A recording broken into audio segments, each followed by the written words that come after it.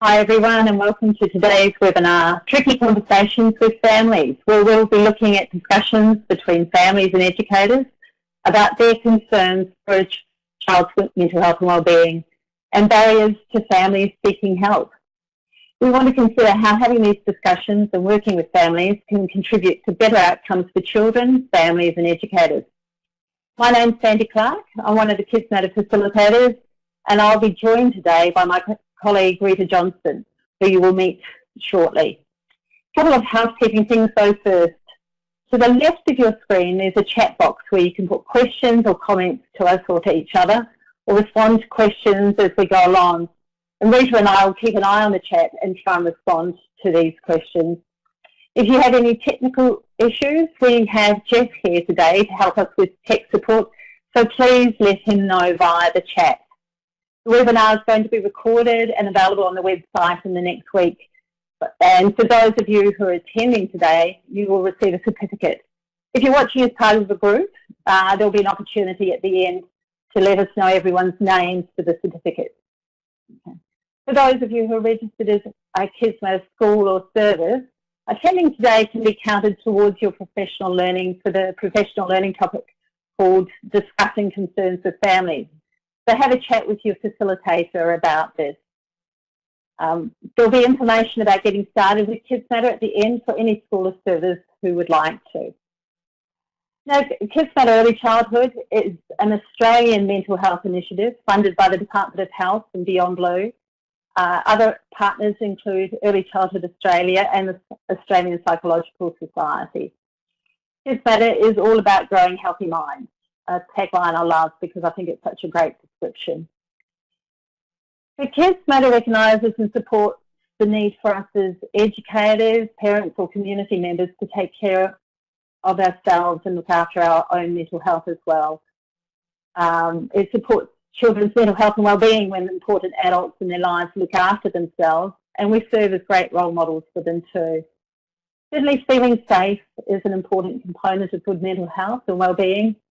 And in this space today, we ask that you participate in ways that keep yourself and others safe and make this a safe space to meet in as you would do in your own setting. So just some things to remember about this, just share experiences only if you feel comfortable, and remember that confidentiality and privacy when you're sharing in the chat. Just also be aware that we all come with different experiences and backgrounds, and when we're discussing children and mental health, this might bring up difficult feelings and emotions. Just think about how you look after yourself in these situations, and please talk with someone who can help.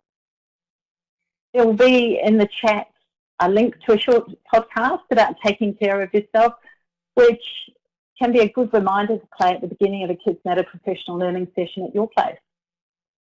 There's also information on our website about support agencies for adults, which is always good information to share and to remind.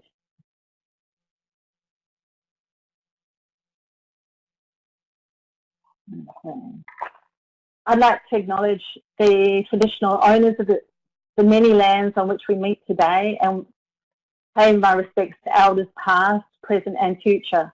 I'd also like to acknowledge the strong connection and commitment to land, to family and to children that is an essential part of culture and the contribution that this makes to all our lives. Today I'm sitting on Noongar Butcher, which means Noongar land. You might like to share in the chat the name of the traditional owners of the land where you're meeting today as a sign of respect, and also as a good way to introduce yourself. And if you're not sure of the name, then maybe this is something that you can find out about after the webinar as part of your own reconciliation journey.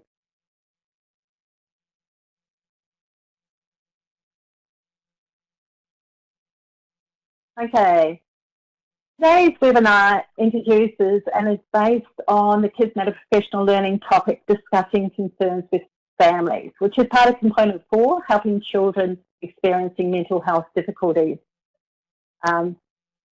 What we hope to get out of this topic is really to grow an understanding of how the relationship between educators and families can support discussions about a child's mental health and wellbeing, and be introduced to the discussing concerns flowchart, which can help educators talk through a concern with a family and identify some of the barriers that might prevent families from seeking help and concerns about their child, and how they might overcome this. Today is also an opportunity to share your own kids' matter experiences, how you're going, and particularly if you've been focusing on that area of having tricky conversations with families. But right now, I'd like to introduce my colleague Rita Johnston, who's going to be co-hosting this webinar today. And I see you have turned up on screen, Rita. Welcome. How are things? Hi, everyone. And it's a real pleasure to be here with you today. I'm sitting in my office in Sydney. At the moment, it's an open plan office, so you'll probably see people walking around the back of me, and you hopefully won't hear the lunch people having lunch. But it's a busy place here, and it's great to be able to present to people all around Australia, because I've been watching the chat and you're from all around Australia, and it's great to be able to talk to you all in this pretty informal situation, actually. It's amazing what we can do. So we're going to start now with a bit of a poll to find out what it is that you feel about discussing concerns with families. So, so we range in levels of confidence in discussing concerns with families. One of the activities that I do in a face-to-face setting is I often ask people how confident they are in talking about mental health, and a lot of people are not very confident at all. But interestingly, people are much more confident in discussing mental health with families, even though they're not necessarily confident about the topic of mental health. And what that says to me is that they have those safe relationships, that educators don't always need to feel like they know everything about a topic. So our poll here is telling us that it depends on what we need to discuss. So that could be if you know an area of interest, if you know about gross motor skills, for example, or fine motor skills, and that's what you want to talk about with the family, you'd be confident in talking about that. But perhaps if it's an area that you're not so informed about, you'll have less confidence. We've got some people, it depends on which family I'm talking to. That certainly was my experience as a teacher. We have different sort of relationships with families. There's a lot of barriers to discussing mental health difficulties with families, and one of them is around stigma and labelling. The words mental health difficulty, even the words mental health, still have a lot of stigma around them, and you can, even if you say those words, mental health difficulties, you can feel a slight, we still have a slight anxiety about those words that we don't have when we talk about physical health. So if you can feel it in your own body, there is still stigma around mental health, and that's one of the things we do with Kids Matter, is bring mental health out of the closet. And a lot of families don't want labels because they feel that therefore their child is going to be, sit with that label for the rest of their lives and have worse outcomes, and certainly often labels can do that. But I think part of the work we do and that we're seeing in the area of mental health is the fact that a label can actually be a supportive thing. It doesn't have to be an inhibiting thing. That when we have a label, it helps us to know what to do, and we know that the child isn't the label. The child is a child with autism. The child isn't autistic. Or the child is a child with anxiety, and is the child first, and the diagnosis or label comes second. And actually, we've got a recent webinar and another webinar coming up about diagnosis and labelling as well. So keep tuned to this space. So let's stop the poll. Yeah. So we've got mainly people depending on the concern they need to discuss. And a couple of people feel confident. Some people feel usually confident, and then there's nobody who sort of only feels confident sometimes or never, which is great. So there's a level of confidence in our group here, which is fantastic to see. Now, Jeff, there we are. It has gone. Yes, I'm still learning the ropes here. So let's just have a chat about, it's a bit of a discussion. Rita's sound keeps cutting out. Okay. Jeff will take care of that. And I might hold my mic a bit closer. So let's have a chat and discussion about what, when, and the how of engaging families. So I'm going to talk a little bit about the what and the when, and then later on, Sandy is going to unpack some of the practicalities around the how. So for me, in thinking about these conversations that we have with families, to me there's sort of three elements, three underpinnings. The first one is relationships. It's very difficult to have a difficult conversation with someone who you don't feel safe with, or you don't have a connection with, or you don't trust, who doesn't trust you, or who you've got some emotional baggage around. So we need to build those positive relationships with families first. This is where being strengths-based is so important.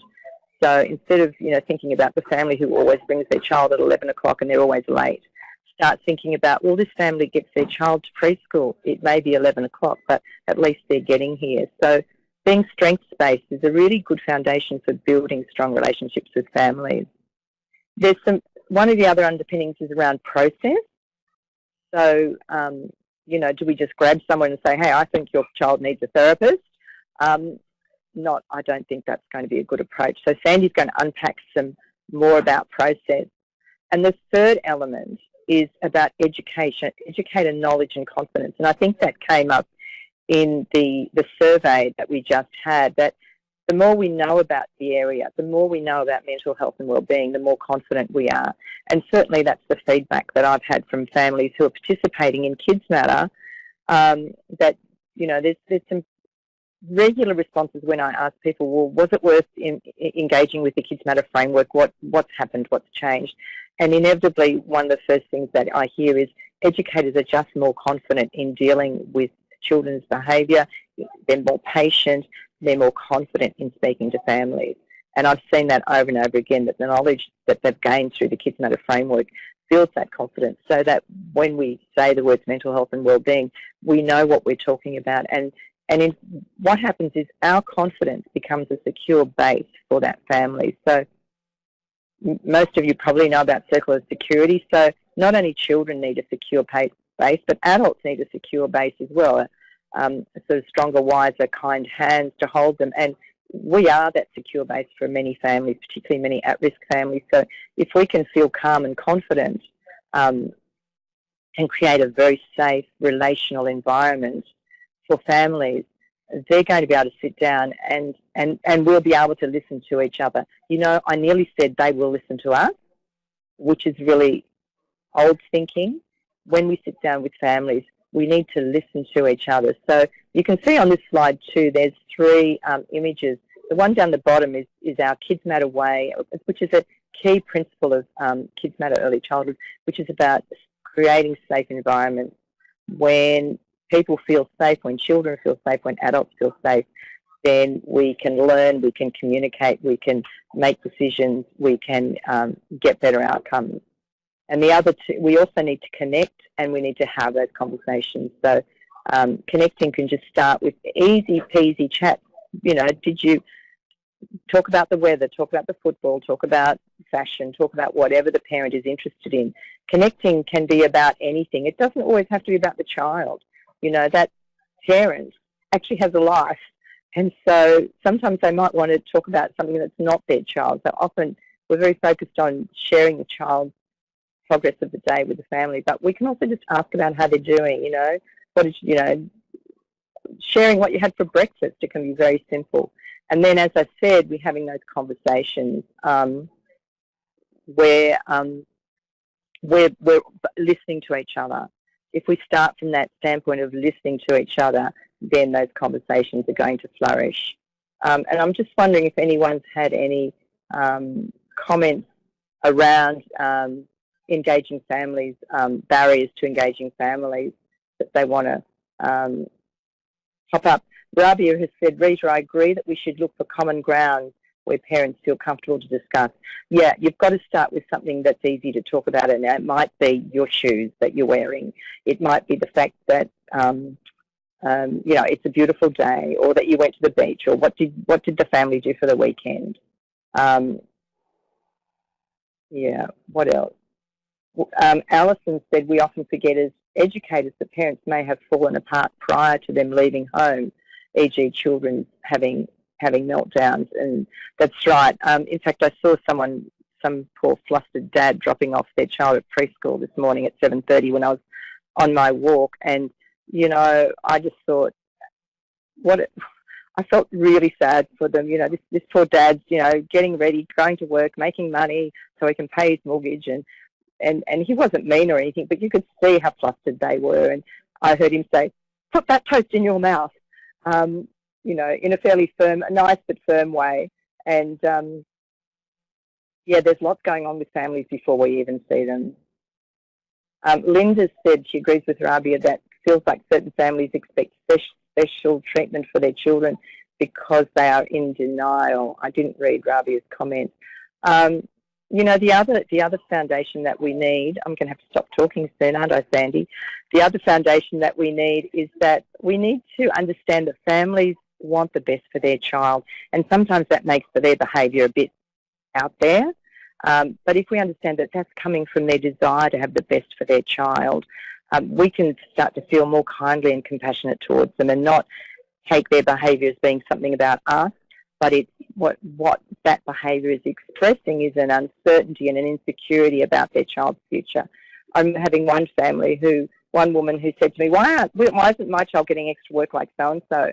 You know, like Jack, well, you know, poor old Jack had multiple needs and was getting lots of extra work. He was getting speech and OT and all sorts of stuff, and her child wasn't getting it because her child was actually highly intelligent and doing very, very well. But yet she was still anxious. You know, she wanted her child to have the same sort of extra work that the other child had.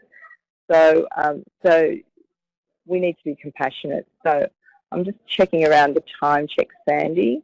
12:19. Okay. I think you're doing okay, Rita. We're doing okay there with your time. So there's a lot of discussion in the chat too. Do you want to share some of that, Sandy? Really great to see all the talk that there is. Just in concerns, response to the question about establishing a collaborative relationship, so that you're both open to discussing concerns about the child.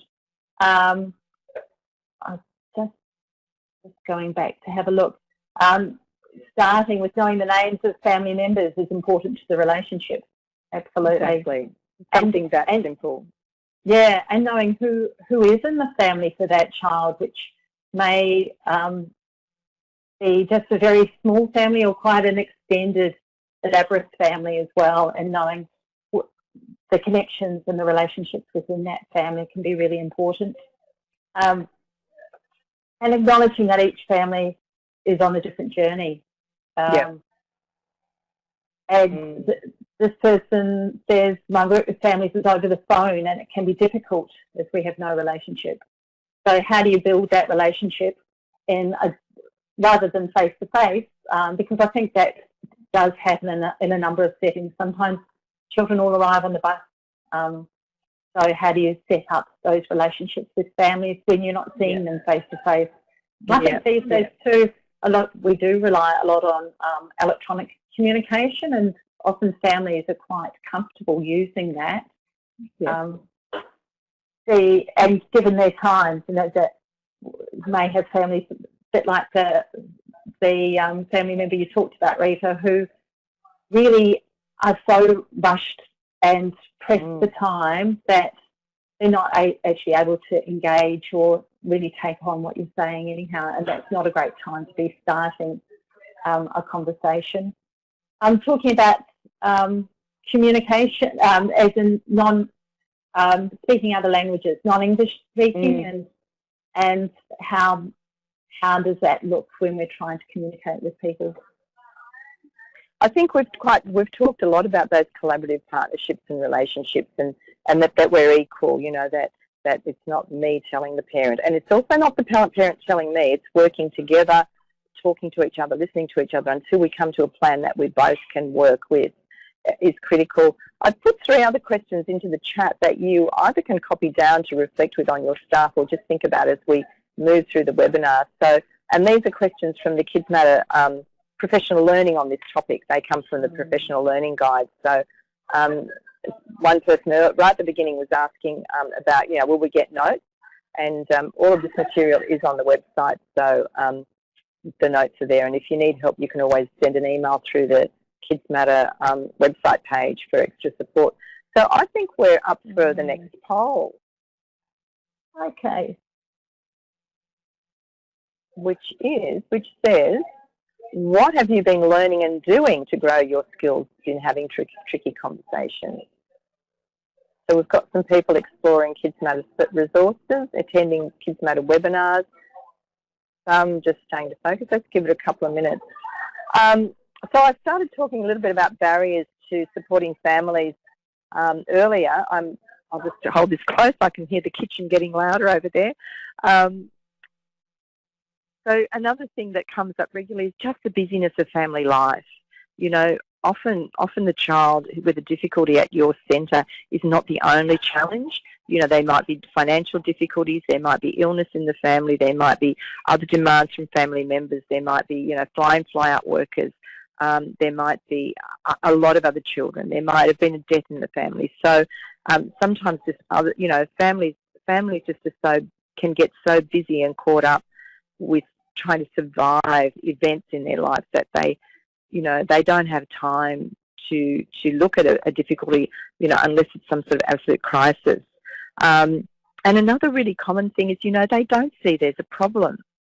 I heard this wonderful story by a woman who and a well-known woman in early childhood, and whose child was, the educators said that her child needed some testing with a psychologist, and the mum was thinking, I wonder if they'll show my child's gifted and talented. Well, what came up was that it showed up the child had autism, and the reason she never noticed it is that so many other people in her family had autism as well, and so it was normal in her family. Another story I've heard is that an Italian family came to Australia and all their children were diagnosed, to use that word, with ADHD, and she said, well, in Italy, in our village, that all the people with everyone, all the leaders are like that. They're all the ADHD people are leaders. So it's very often that the family doesn't recognise that it's a problem, and that's a really interesting thing, because for me, the recent question I've come to is, who is it a problem for? And why is it a problem? Is it a problem because trying to squish a child into a box? Or is it truly a problem that's going to inhibit that child being able to be the best person they can possibly be? So, so we've got most people are building skills in communication and active listening, and there's a lot of good resources on the Kids Matter website about that and in other places, attending webinars and using the Kids Matter professional learning. So I think we can stop with that poll, and I can work out where we're up to next. Let's go to the next slide. And I think I get to hand over to Sandy now, because, so I already said we talked about relationships and the importance of that collaborative partnership. And at the same time, it doesn't matter how strong your partnership and relationship is, if you don't have a clear process to step yourselves through, it's going to make supporting and connecting and having those conversations with families much more difficult. So Sandy's going to share the discussing concerns flowchart. Thanks for that, Rita. And give us a process. And I'll be popping links to the website in the chat. You can copy them out of there and save them. Thanks, Rita. And I just want to reflect back for a moment on what you've been talking about in terms of the importance of relationships and partnerships with families, because I had a conversation with a parent quite recently who gave me a bit of insight into it by explaining that they had actually been approached over a period of 2 or 3 weeks by 2 different educators within a service about concerns about her young son, and she explained the real difference that her relationship had with each of those educators in terms of her being able to listen and hear what they were saying. And certainly she had quite different relationships in terms of not even having a relationship with the first one, who came across to her as someone who was, I guess, quite authoritarian and very concerned with the process within the place. And she was able to tell me how she became very defensive and simply unable to listen. Whereas when it was raised later by another educator who she had a good relationship with and really felt that this educator cared about and was interested in her child, it really changed the quality of how they were able to talk and have a conversation and begin to identify and work together about addressing some of these concerns about the child. I do want to move on to this discussing concerns flowchart that we have up here. And it's certainly useful for services to have an agreed process for discussing with families any concern they might have about a child's mental health and wellbeing. And this framework really provides, the flowchart provides a framework for talking with families about these sorts of concerns and can help just get prepared for these sorts of discussions, whether they're initiated by educators or families. And we use a process like this. It can be helpful for educators and families just to generate some strategies that can support a child experiencing mental health difficulties. So we're going to start just looking at the very first one, preparing for the meeting. And in preparing for the meeting, we need to consider some of the practical issues of how, when, where and who, I think. And it's been interesting in the chat to see that a number of these issues have come up and that people have talked about them, particularly in response to that question about looking for providing a safe space to have those conversations. So first of all, thinking about how will the family be contacted and what will you tell them? Alternatively, if the meeting's been prompted by a family, how are you going to prepare? And we see immediately the value of that, relationships really. When the partnership's been set up well in the beginning with good communication and a conversation about the child, what the child needs and what's happening, then mental health problems are brought up more easily and communicated with the family.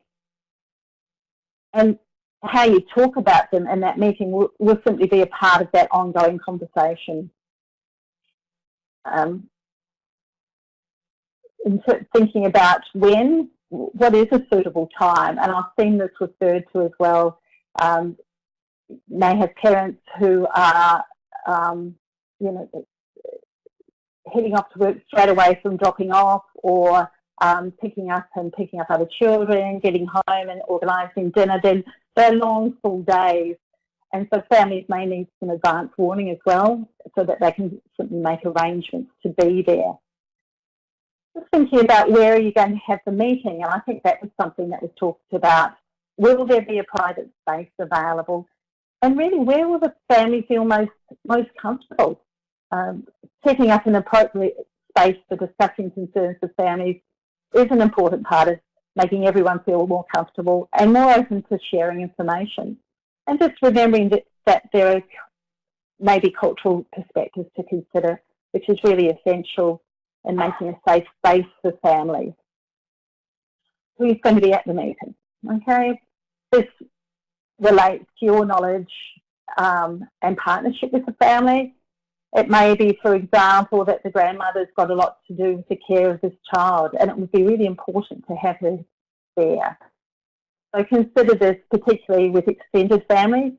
You could also be asking if there's anyone else that they would like to bring to the meeting as well. I think, too, it's an opportunity here to think about if, whether you'll need an interpreter, and particularly if the families speak a language other than what you do. Make sure you let families know about who will be there. If there's going to be more than you, then let them know so they know what to expect.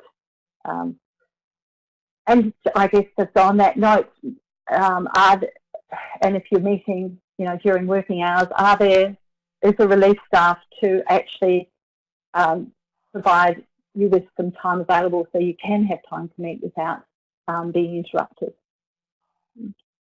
In terms of preparing for the meeting, then identifying the what is also important. Okay, so what's the meeting about? Okay. So going into the meeting, have you reviewed the observations for this child, and what are the main areas of concern, and what strategies have been used to support the child so far? How well have they worked? Kids might have an observation chart called BETLES, which is an acronym for behaviour, emotions, thoughts, learning and social skills, which is a great place to record your observations and reflections about your concerns. So it can also be used to guide and as a reference point for your discussion. Just think about what the main points are beforehand, and perhaps rehearse what it is that you want to say and how you might respond.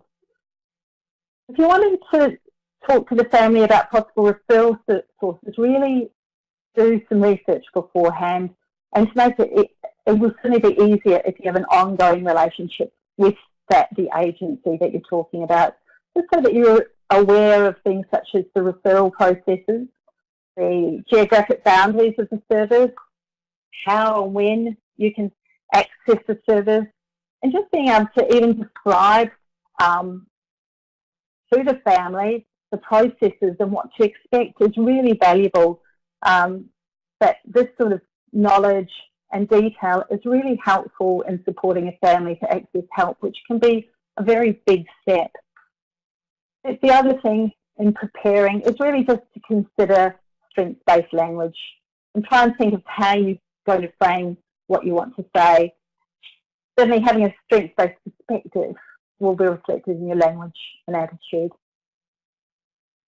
Just someone asking about a link to the document. Yeah, we can certainly provide that, and it's also part of the Kids Matter professional learning in this particular topic.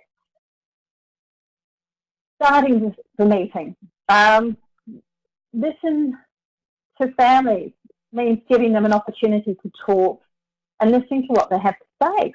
Okay, what do they already know? What do they want to have happen? And how are you going to work together? They really come with some expert knowledge about their child and their family situation.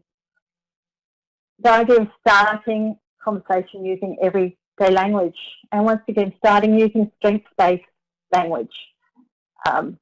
This is reflected in just referring back to the BETLES observation tool. This is one of the first things that is recorded, is about the child's strengths. I've heard of the sandwich method, where you start with a positive or strengths-based comment about a child, talking about concerns, and finishing with a positive comment. I think, once again, just using that strengths-based approach and really showing that you know the child well, and are really indicating your real care and concern for them as well.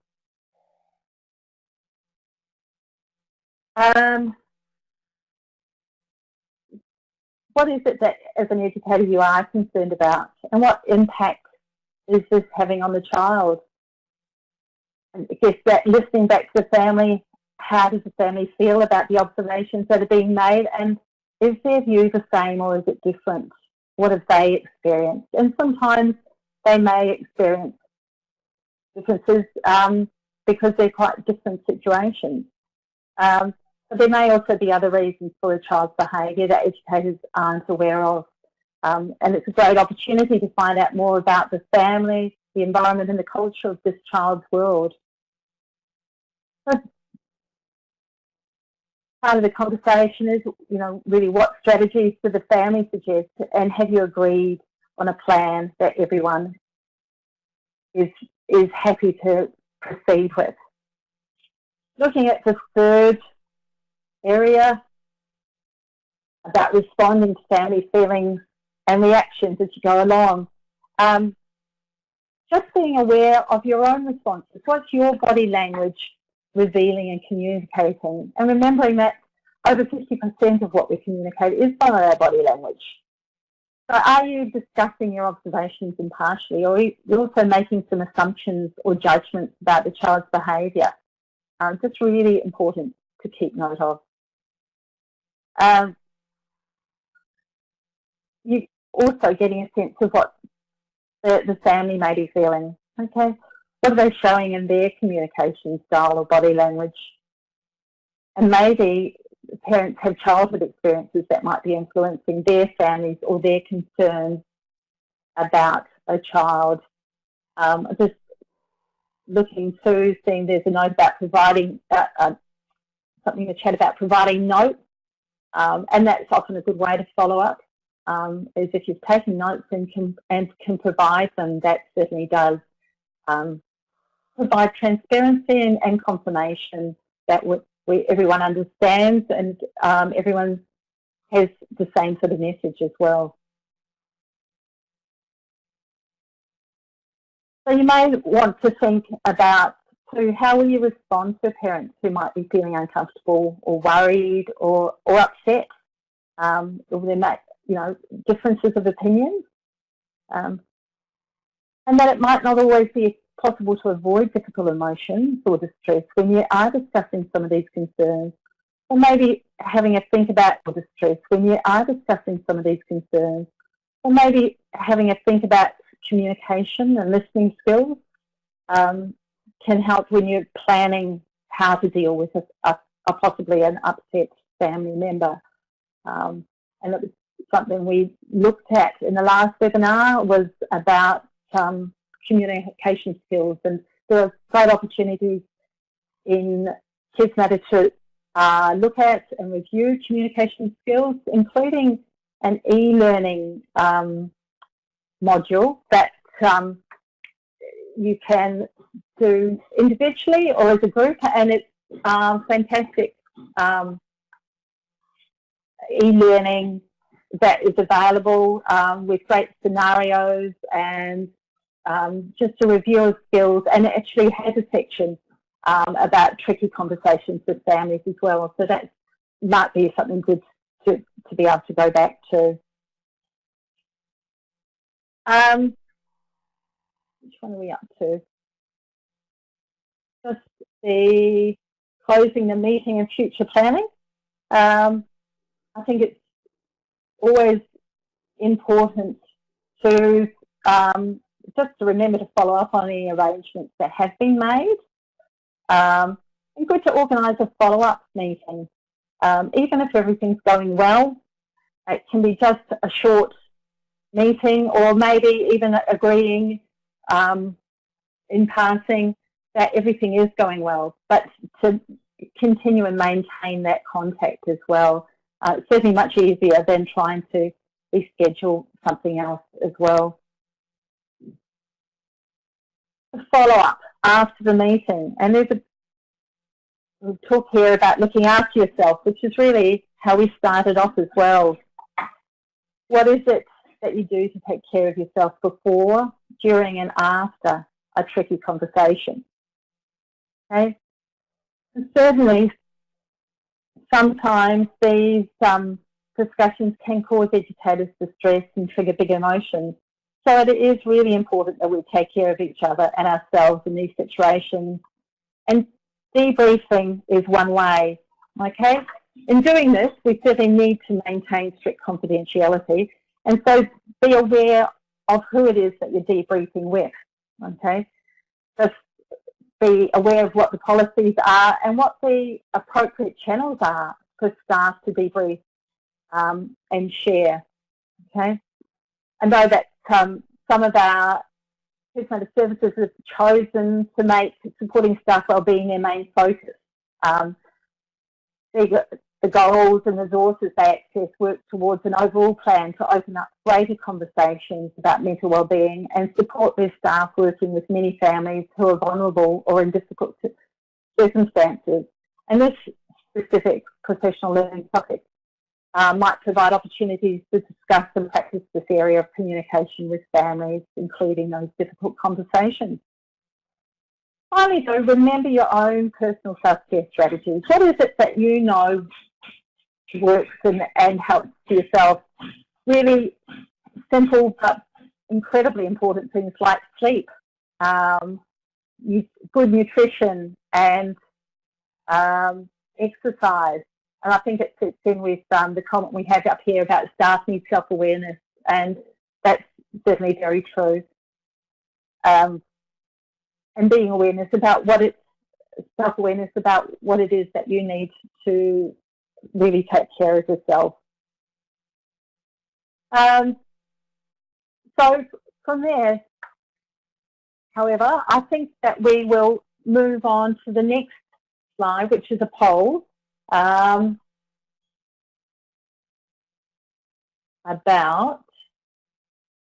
trying to bring it up,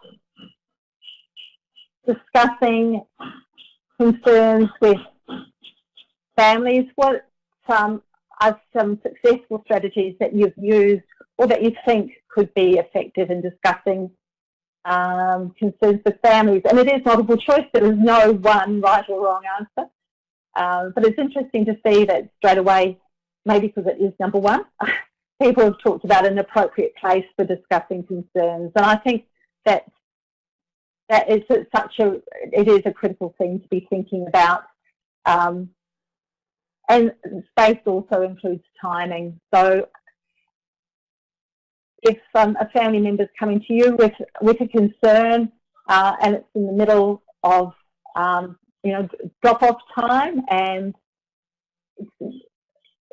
you're not going to be able to give it the attention, the question, the attention it needs, or that it is a private or confidential discussion, then I think it's really important to be able to say, look, I think I really would like to follow this up further, but can we organise another time and another place to be doing this?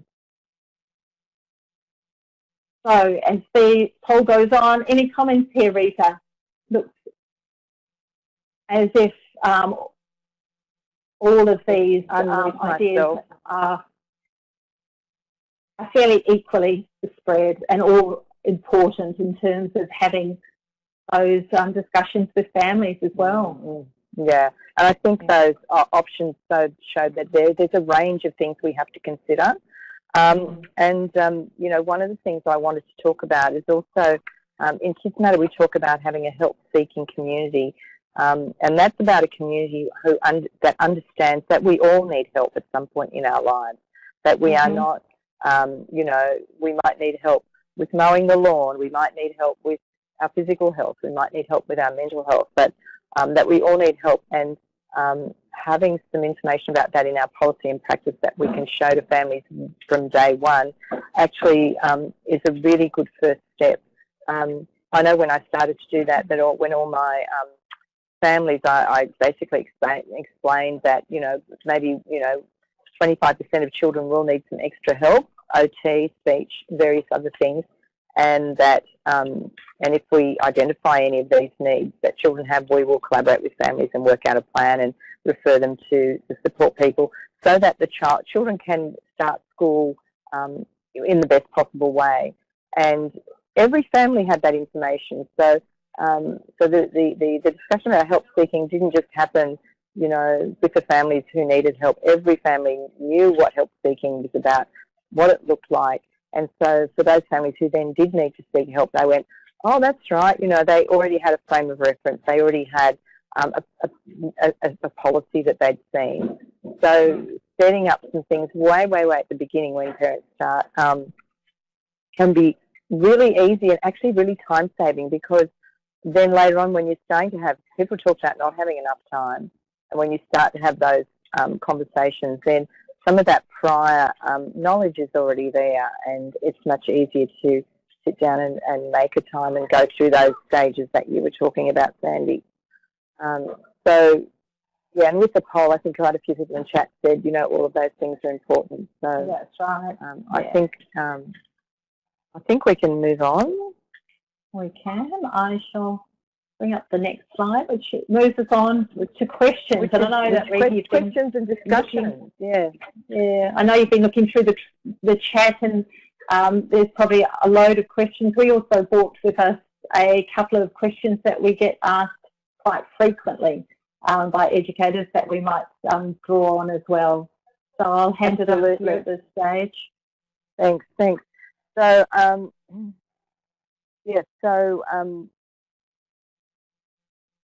let me just get myself organised here.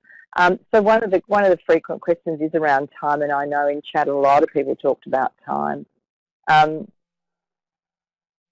So one of the things that I've seen when services implement the Kids Matter framework is that even though it takes some time to implement it, it saves time.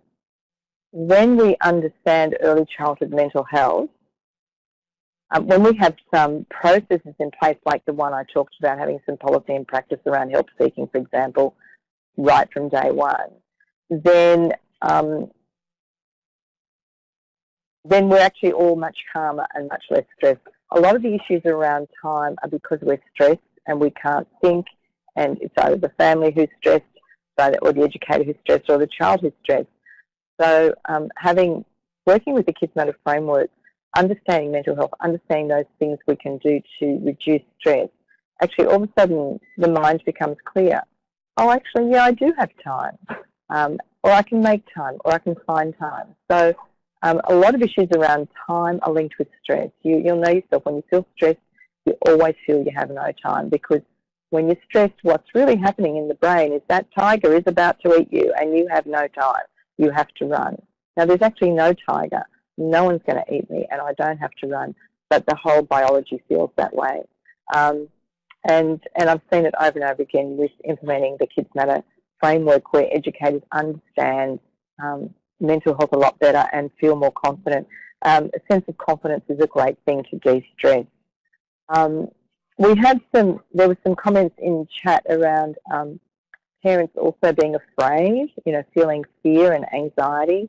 I think you touched on that too, Sandy. And sometimes we sort of want to blame them. Oh, they're scared. They're not, we take a bit of a blamey sort of approach. But, if someone was coming to you and telling you that your child had a disability, or that your child had a difficulty, it's pretty scary stuff. And if it's a really big difficulty or disability, there's a big grief process, because all of a sudden your child isn't the child you thought you were having. You thought you were having this sort of a child, and now you've got this sort of a child. So I think we need to, take a stance of kindness and compassion, and creating that safe space. And Sandy, you also mentioned that in those meetings, difficult feelings will arise, and that's perfect. We're supposed to feel upset if we find there's a problem with our child. If we didn't feel upset, that would be a bit weird. So be prepared to have a box of tissues. And if you're not comfortable with people crying or being upset, then there's some work you need to do yourself around how to, how you can understand that behaviour better, how you can be more comfortable around it. And you know what, truly, when people are upset, all they really need is someone just to be there and listen and say, yeah, this must be pretty hard. I can't even imagine what it's like. And if you do some of those, the e-learning, the communication e-learning, communicating with families e-learning, you'll get a lot of information on how to respond to those situations that make us feel uncomfortable. Because often the parents' distress actually makes us feel uncomfortable, where for them it's very natural. And, there's another thing that's come up that, parents don't see their child the way we do. They see their child in the context of their home and their family, and we've also covered some of those things. And that's perfect. They don't need to see their child the way we do. For me, it was always really important to find out how a parent sees their child. And often with those tricky conversations, I would actually start with, tell me how things are at home. Tell me what's happening with your child at home. And they would say to me, if we came to hear about how they're in preschool, and I said, yeah, but I'd like to put what I'm going to say in a context of your family so it makes sense to you. And I need to, so if you tell me what your family's context is and how they are at home, then I can put that in context. And often the family will have already identified a difficulty. The child doesn't sleep, or the child does this, or the child does that. Then I can say, well, you know how you noticed that? Well, I've noticed that too. And if the parents haven't noticed that, that gives me some information. That means the child is not having those behaviours in that family context. And so what's the difference, and often with children on the autism spectrum, might be managing quite well at home, but won't manage with the extrasensory stimulation in a large sense. So, I don't even know how I got onto that topic. But anyway, I did, and I'll move on to the next part. I've learned not ever to suggest a diagnosis. It's not my job. Absolutely. But you can also, that's Fatima, but you can say your observations. And Sandy already mentioned the Beatles tool. That's a fantastic template to put your observations down. So I noticed that your child doesn't do transitions very well, or I noticed that your child hasn't, is sort of got very soft muscles, and it's called low muscle tone, and, it's stopping them from running around and doing some of the things they need to do, or I've noticed they can't sit in a chair really well, or, so you can show your observations, and then you can refer to a specialist who can say, yes, that needs some physical work with the body, or it needs some speech, the child needs speech work. Okay, how are we going for time here? Yeah, I just was going to touch on one of the other questions too that we had collected as being, I guess, one of the frequently asked questions, and it is, educators saying, what happens if I don't know how to respond? And I think sometimes we do have parents coming and saying, look, I'm worried about my child, I don't know what to do, can you suggest something? And you might feel like that you really put on the spot and that you have to really come up with an answer. And I think initially just to think that you don't have to come up with the answer. Okay, sometimes it is initially just a case of listening and letting that family member know that they're listened to. I think you mentioned before, just then, Rita too, just about being aware of boundaries. Okay, just that you can report on your observations and what that child is like and what you know, but we don't try and, when it comes to, we don't try and diagnose at all, or even make suggestions about that. But we do need to refer, so it's a bit of a tricky area, So I think observation and referral is a really, those are the parameters, really, aren't they? And I just wanted to mention too, we do have got a model in Kids Matter called Stop, Reflect, Act, or SRA, once again for short, which can be used at any time during a conversation between an educator and a family member. And often at the very beginning when you get a question like that, okay? And while it, just really briefly, because you can refer to, once again, to some of the professional learning, it's around, first of all, stopping and pausing and listening to the person who's speaking, which can be more difficult than it sounds. So just really taking the time and giving them your attention and stopping what you're doing. And then reflecting. And this is where we do a very quick, might be only a matter of seconds, but where we do a bit of an internal check to think about the meaning of that person's words, and also to take on board their body language, their facial expressions and their behaviour. So we might be thinking, do I need more information before I go further into this? Do I need to know a bit more about the cultural values of the family? Is this part of my role or responsibility? Do I need to consult with someone, and how urgent is it? Is this a good time to be responding to this? And then from there, that's when we move on to the ACT.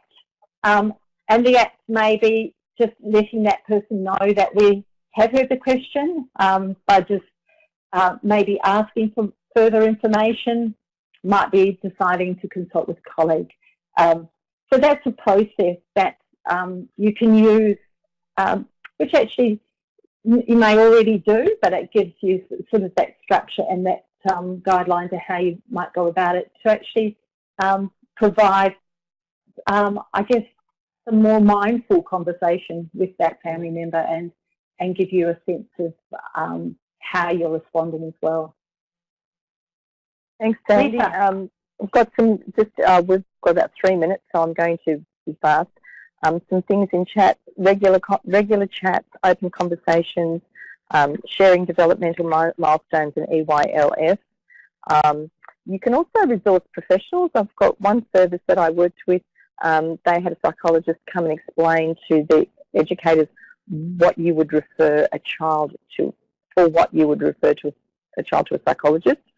And then the psychologist did the same chat with families, and they ended up starting, the psychologist running a workshop on anxiety for families and educators, and the psychologist then became quite an integral part of that service. So you can resource professionals to share information with you, educators, and share information with families so people know what the OT does, the speechy does, the psychologist does, and the nutritionist does, etc., etc.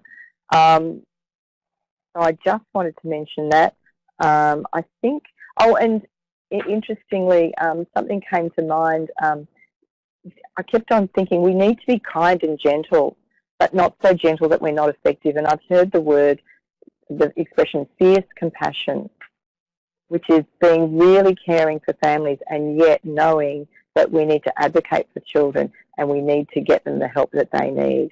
And even having said that, there are always some that, I call them the ones that got away. From time to time, there will always be families and children who we can't help. And as long as we do everything we know how to do, then we've done our job. But yeah, that idea of fierce compassion, do a bit of a Google search on it and think about, you know, that being incredibly kind and compassionate to families and yet being strong professionals who can lead them through what can be an incredibly traumatic journey.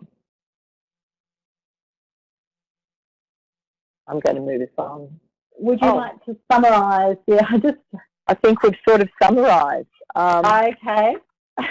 The summary is build your confidence, do the learning that you need to build your confidence, identify barriers, and we've identified a lot of those barriers and talked about them. Relationships are the foundation and collaborative partnerships are the tool. And use the practical processes. We've talked about some tools on the website. We've talked about the Beatles tool. We've talked about the Stop, Reflect, Act tool. We've talked about the conversations flow chart tool.